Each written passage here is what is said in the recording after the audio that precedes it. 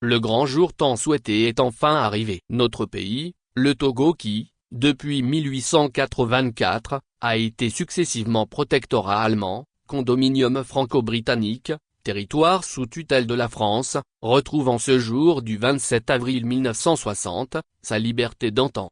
De ce moment et à jamais, affranchi de toute sujétion, de toute entrave, maître de ton destin, Togo, mon pays, te voilà libre enfin, libre d'être toi-même, de suivre tes idées et tes inclinations, de choisir selon ta raison et tes sentiments, de décider d'après ta propre volonté.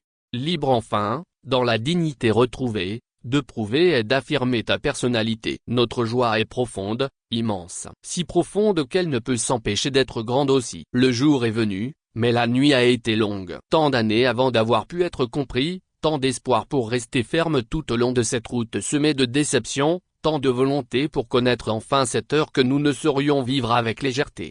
Mais le jeune Togo est là, fier de sa force, impatient d'entrer dans l'arène. Il porte sur le front l'orgueil d'un peuple libre et son cœur ardent s'emplit d'enthousiasme devant la tâche, certes rude mais combien exaltante, qui lui est offerte. Que sa joie éclate. Que dans tout le pays, nul autre sentiment ne partage les cœurs afin que cet instant, unique dans la vie d'une nation, reste pur dans le souvenir de ceux qui l'auront vécu.